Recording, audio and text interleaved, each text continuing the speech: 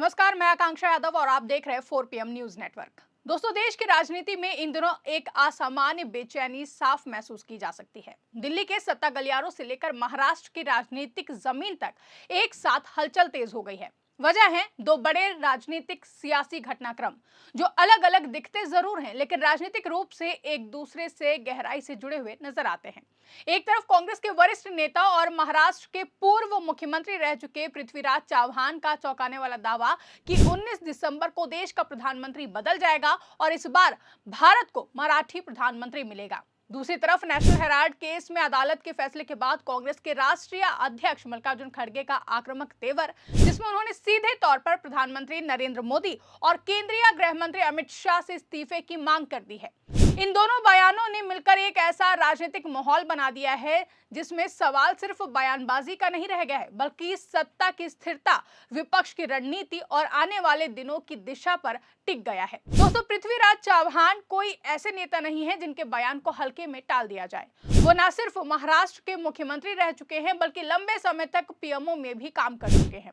यही वजह है कि जब उन्होंने ये कहा कि 19 दिसंबर को देश का प्रधानमंत्री बदल जाएगा, तो सियासी हलकों में खलबली मच गई। पृथ्वीराज चव्हाण का दावा केवल भविष्यवाणी भर नहीं था, उन्होंने ये भी जोड़ा कि ये बात किसी अफवाह या फिर हवाई अनुमान पर आधारित नहीं है। चव्हाण का कहना है कि वो लंबे समय तक प्रधानमंत्री कार्यालय में काम कर चुके हैं और दिल्ली के राजनीतिक हालात को समझते हैं।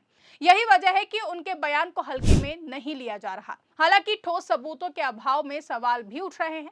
यह सवाल उठता है कि क्या वाकई केंद्र की सत्ता में कोई बड़ा बदलाव होने जा रहा है, या फिर ये बयान विपक्ष की उस रणनीति का हिस्सा है जिसके जरिए वो मोदी सरकार पर मनोवैज्ञानिक दबाव बनाना चाहता है। मराठी प्रधानमंत्री की बात ने इस पूरे बयान को और भी ज्यादा संवेदनशील बना दिया है। महाराष्ट्र पहले से ही राजनीतिक रूप से उथल-पुथल का राज्य रहा है। ऐसे में ये दावा कि देश को मराठी प्रधानमंत्री मिलने वाला है, सीधे तौर पर राष्ट्रीय राजनीति को क्षेत्रीय संतुलन के मुद्दे से जोड़ देता है। हालांकि पृथ्वीराज चव्हाण के इस दावे पर भाजपा ने कड़ा पलटवार किया है। खबर के मुताबिक भाजपा नेताओं का कहना है कि अमेरिका में जो भी हो रहा है उसका भारत की सरकार या प्रधानमंत्री से कोई लेना देना नहीं है। उनका सवाल है कि अगर अमेरिका में कुछ दस्तावेज सामने आते हैं तो उससे भारत का प्रधानमंत्री कैसे बदल सकता है। वहीं विपक्ष इसे आने वाले भूचाल की आहट के तौर पर पेश कर रहा है। यहाँ हम आपको बता दें कि पृथ्वीराज चव्हाण ने दावा किया था कि अमेरिका में कोई एक ऐसा बड़ा खुलासा होने वाला है जिसका असर भारत में भी देखने को मिल सकता है, जिस पर भाजपा ने पलटवार किया है। इसी बीच दूसरा बड़ा हमला सामने आता है और वो मामला है नेशनल हेराल्ड केस का, जिसमें अदालत की ओर से ईडी की चार्जशीट पर संज्ञान न लेने के बाद कांग्रेस को नैतिक और राजनीतिक बढ़त मिलती दिखाई दी। यहीं से कांग्रेस के राष्ट्रीय अध्यक्ष मल्लिकार्जुन खड़गे ने सीधे हमला बोल दिया।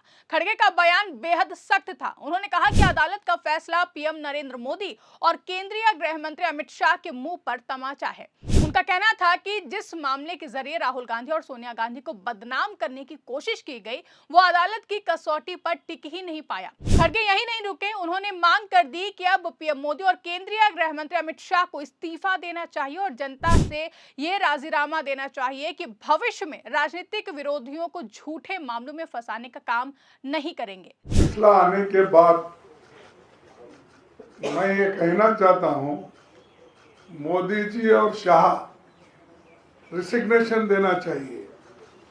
वो क्योंकि उनके मुंह पे एक थप्पड़ मारे जैसा हुआ है और आज वो ये समझ के राजीनामा देना चाहिए।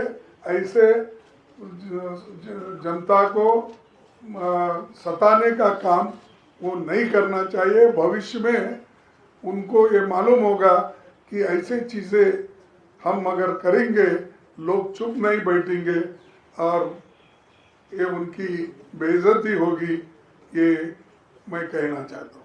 इसके साथ ही खड़गे ने कहा कि नेशनल हेराल्ड का फर्जी केस राजनीतिक बदले और द्वेष की भावना से किया गया है। यह अखबार 1938 में स्वतंत्रता सेनानियों द्वारा शुरू किया गया था, जिसे बीजेपी सरकार मनी लॉन्ड्रिंग जैसी चीजों से जोड़कर बदनाम कर रही है। जो उन्होंने नेशनल हेराल्ड के नाम से केस डाला और इस उद्देश्य से ये लोग ये कर रहे हैं कि एक पॉलिटिकल वेंडेटा, एक द्वेष के दृष्टि से ये केस किया जा रहा है और उसके कारण क्या है उन्होंने बताया। अब ये पेपर आज का नहीं, 1938 में फ्रीडम फाइटर्स ने एक पेपर को एस्टेब्लिश किया कि आज़ादी दिलाने के लिए, लेकिन ये लोग आज मनी लैंडिंग, सीबीआई ऐसे एजेंसीज को उपयोग करके हमारे कांग्रेस नेताओं को बदनाम कर रहे हैं। खासकर गांधी फैमिली को उन्होंने सताने के लिए ही ये केस डाला है।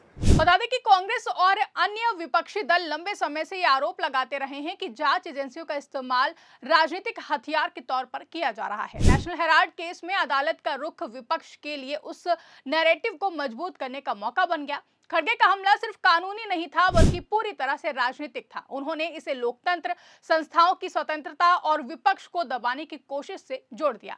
अब इन दोनों घटनाओं को अगर एक साथ देखा जाए तो तस्वीर और भी ज्यादा साफ होती है। एक तरफ सत्ता परिवर्तन की भविष्यवाणी, दूसरी तरफ प्रधानमंत्री और गृह मंत्री अमित शाह से इस्तीफे की खुली मांग। ये संयोजन अपने आप में असाधारण है। महाराष्ट्र में ये मुद्दा इसलिए भी ज्यादा गर्म है क्योंकि पृथ्वीराज चौहान का बयान वहां की राजनीति को राष्ट्रीय महत्व के केंद्र में ले आता है। वहीं दिल्ली में खड़गे का बयान संसद से लेकर सोशल मीडिया तक बहस का मुद्दा बन गया है। वहीं 19 दिसंबर की तारीख ने पूरे घटनाक्रम को और भी ज्यादा रहस्यमयी बना दिया है। क्या वाकई 2 दिन में कुछ बड़ा होने वाला है या फिर ये तारीख सिर्फ एक राजनीतिक प्रतीक है जिसके जरिए विपक्ष सरकार को बैकफुट पर लाना चाहता है? भाजपा समर्थकों का कहना है कि ये विपक्ष की हताशा है। विपक्ष का दावा है कि ये सत्ता के भीतर चल रही खींचतान का संकेत है। अब सवाल यह है कि आखिर भाजपा के लिए चुनौती क्या है? तो आपको बता दें कि भले ही भाजपा सरकार अपने बहुमत को लेकर आश्वस्त हो, लेकिन लगातार इस्तीफे की मांग और सत्ता परिवर्तन की चर्चा एक राजनीतिक दबाव जरूर बनाती है, खासतौर पर तब जब विपक्ष इन मुद्दों को लोकतंत्र बनाम सत्ता के दुरुपयोग की लड़ाई के रूप में पेश कर रहा हो। फिलहाल इतना तो साफ है कि भारतीय राजनीति एक बार फिर उबाल पर है। कांग्रेस नेता पृथ्वीराज चौहान के दावे ने अटकलों के बाजारों को गर्म कर दिया है। खड़गे के हमले ने सरकार को नैतिक सवालों के घेरे में खड़ा करने की कोशिश की है। ऐसे में सवाल उठा कि क्या प्रधानमंत्री नरेंद्र मोदी पर इस्तीफे का दबाव वास्तव में असर डालेगा? क्या 19 दिसंबर को कोई बड़ा मोड़ साबित होगा या फिर ये सब विपक्ष की एक संगठित राजनीतिक रणनीति भर है? फिलहाल इन सवालों के जवाब आने वाले दिनों में ही मिलेंगे, लेकिन इतना तो तय है कि दिल्ली से महाराष्ट्र तक सियासत में हाहाकार मचा हुआ है और देश की निगाहें अब अगले 2 दिनों पर टिकी हुई हैं। फिलहाल के लिए इस पूरी रिपोर्ट में बस इतना ही। इस पूरी रिपोर्ट पर और पूरे मामले पर आपकी क्या प्रतिक्रिया है, कमेंट करके अपनी राय हमें जरूर बताएं। अगर वीडियो पसंद आई हो तो वीडियो को ज्यादा से ज्यादा लाइक और शेयर करना ना भूलें। चैनल पर नए हैं तो चैनल को सब्सक्राइब जरूर कर लें।